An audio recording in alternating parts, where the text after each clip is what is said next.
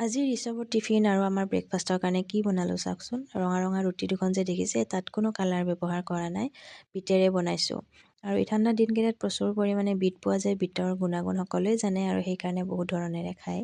কিন্তু সৰু ল'ৰা ছোৱালীক খুৱাবলৈ অকণমান দিগদাৰ হয়, যিহেতু বিটৰ বৰ বেছি এটা টেষ্ট নাথাকে। আৰু সেইবাবে আজি কি কৰিলোঁ, বিটকেইটা সৰু সৰুকৈ টুকুৰ টুকুৰ কৰি কাটি ল'লোঁ। লৈ এতিয়া মিক্সিত এটা পেষ্ট বনাই ল'ম। আৰু পেষ্টটো বনাই ল'লেও কিন্তু তাত খহটা থাকি যায়, যিহেতু বহুত বেছি ফাইবাৰযুক্ত হয় বিটটো। সেইকাৰণে মই এইখিনি চেকি ইয়াৰ যিখিনি গোটা অংশ থাকি যাব সেইখিনিও মই পেলাই নিদিওঁ, পিছত বেলেগ চব্জিত মই মিলাই দিম। এতিয়া জুচখিনি উলিয়াই ল'লোঁ তাৰ পৰা। আৰু এতিয়া মাৰিম আটা। আৰু আটাত আপোনাৰ নিজৰ আন্দাজমতে দি দিব পাৰে কিছুমান বস্তু মিহলাই। মই এতিয়া কালজিৰা আজৱাইন দিম। আৰু বৰ্তমান মই এতিয়া এলেকাকো নিদিওঁ।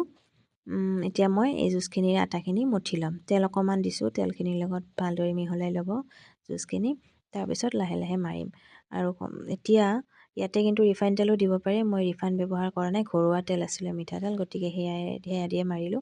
চাওক, মৰাৰ পিছত ইমান ধুনীয়া কালাৰটো হৈছে। আৰু যিমান পাৰে আটা মাৰিলে অকণমান সময় হ'লেও ঢাকি ৰাখিব লাগে।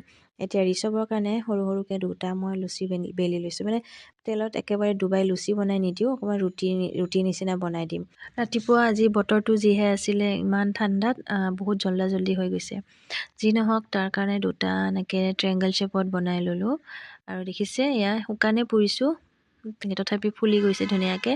আৰু শেষত মই ঘি লগাই দি দিম। আৰু সেনেকৈ দুয়োখন ৰুটিয়ে মই বনাই ল'লোঁ। আৰু তাত টিফিনত কি দিলোঁ মই চাওকচোন। আলু ভাজি দিলোঁ, কল, ঘৰৰ জাহাজী কল আছিলে, আৰু কমলা দিলোঁ, আৰু ৰুটি দুখনত ঘি লগাই এনেকৈ দি দিলোঁ।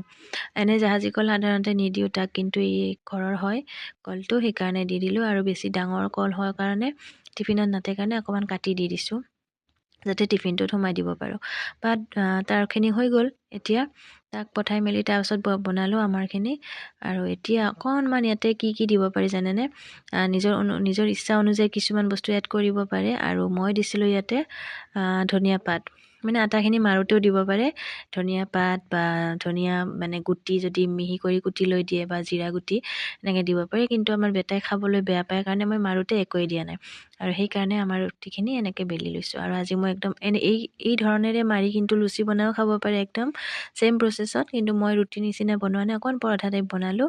কাৰণ এখেতসকলে আমাৰ লুচি খালে বোলে গেষ্ট্ৰিক হয়, সেইকাৰণে মানে খাবলৈ ভাল নাপায় সদায়। যি নহওক, এনেকৈ দুটা মানে প্ৰচেছত মই বনালোঁ। এটা ডাইৰেক্টলি দি দিলোঁ, আৰু এটা ভিতৰত সোমোৱাই দি এনেকৈ বেলি ল'লোঁ।